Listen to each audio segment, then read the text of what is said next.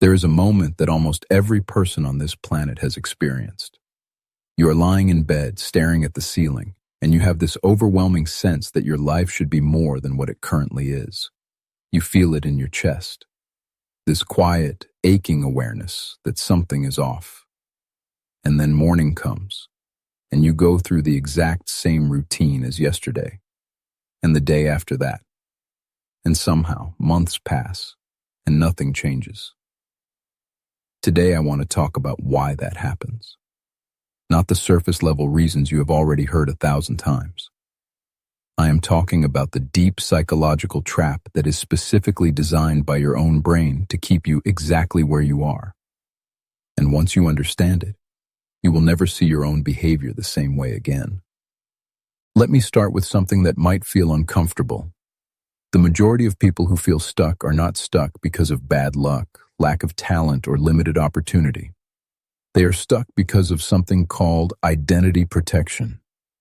Your brain has built an entire system around keeping your sense of self consistent.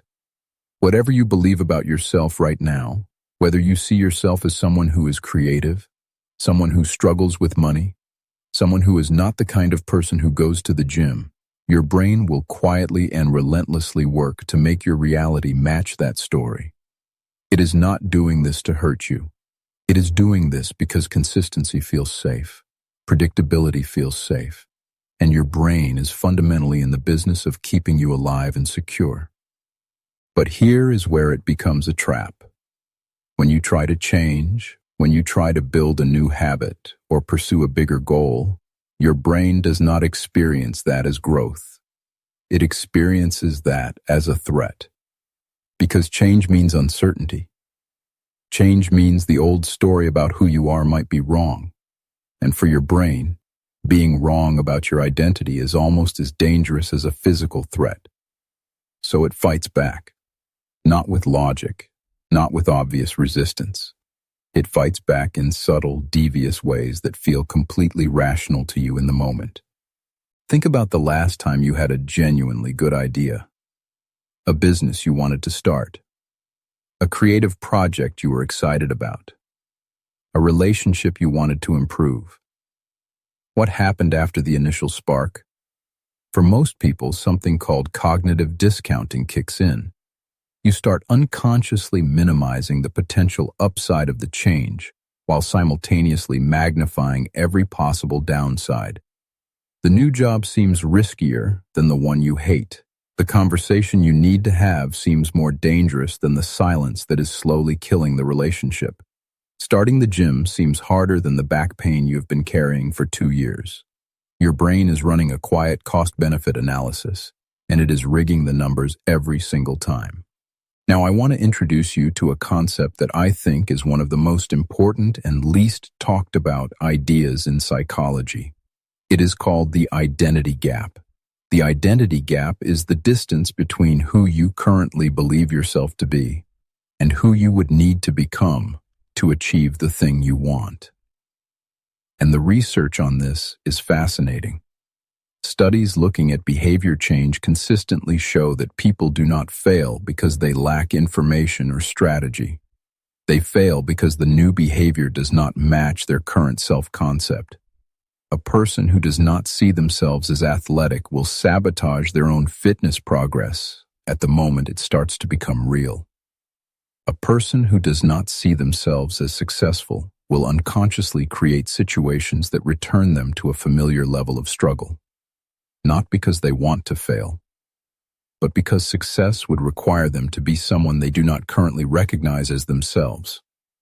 Here is where the trap gets really sophisticated. The brain has a mechanism psychologists call the return to baseline. Whenever you push yourself into new territory, there is an internal pull back toward what feels familiar. Elite athletes talk about this.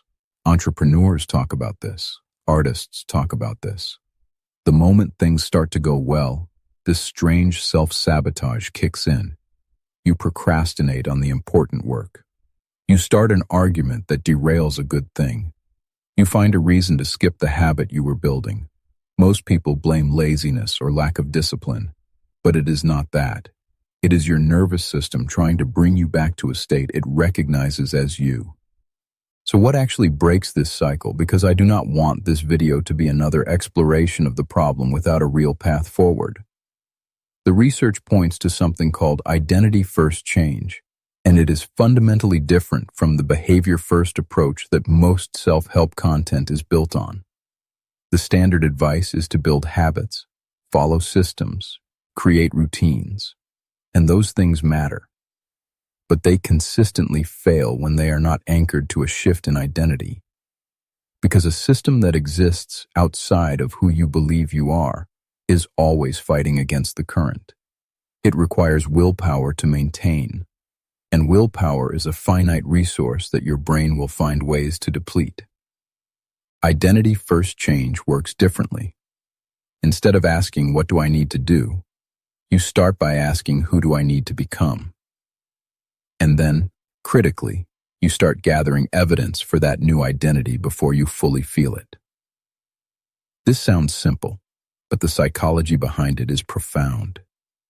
Every small action you take that aligns with the person you want to be sends a signal to your brain. Not the world, your brain. You are literally rewriting the internal story through accumulated evidence. The person who wants to become a writer does not wait until they feel like a writer to write. They write. And each act of writing becomes proof that they are the kind of person who writes, and slowly the identity catches up to the behavior. But there is a step before even that, and this is the part almost no one talks about. Before you can build a new identity, you have to examine what your current identity is costing you, not in an abstract way, in a viscerally specific, emotionally honest way, because the brain holds on to familiar identities even when they are painful. There is a term for this in psychology called the comfort of the familiar. Familiar pain is preferable to unfamiliar uncertainty. So the question is not just, what do I want? The question is, what am I giving up by staying the same? What relationships are you not having? What version of your health are you not inhabiting? What creative work is dying inside you because you keep telling yourself you are not that kind of person? When you make the cost of staying the same more emotionally vivid than the cost of changing, something shifts. The brain starts recalculating. The identity protection mechanism begins to loosen, not because you tricked yourself, but because you gave your brain honest information that the current story is actually the more dangerous one. There is one more layer to this that I think is crucial to understand. The people in your life are part of this system too, not in a villainous way, but the relationships and social environments around you have often been organized around the version of you that currently exists. When you start to change, the people closest to you can feel the shift before you even consciously register it. And sometimes they resist it, not because they want you to fail, but because your change implicitly challenges them. If you can grow, what does that mean about their choice not to?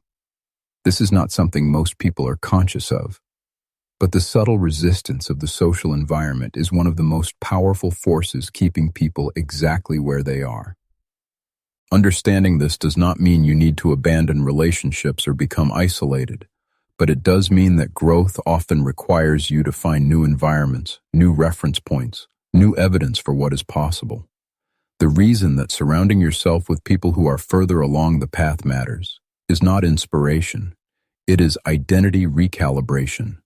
Your brain starts to update its understanding of normal when the baseline around you shifts. So let me bring this back to that moment I described at the beginning.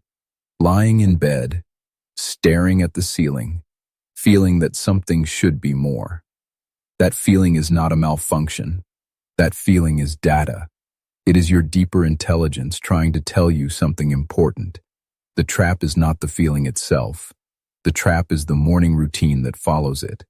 The trap is the part of you that translates a genuine signal for change into a temporary mood and then gets up and does exactly what it did yesterday. You are not average because you lack potential. You are not stuck because the world is against you.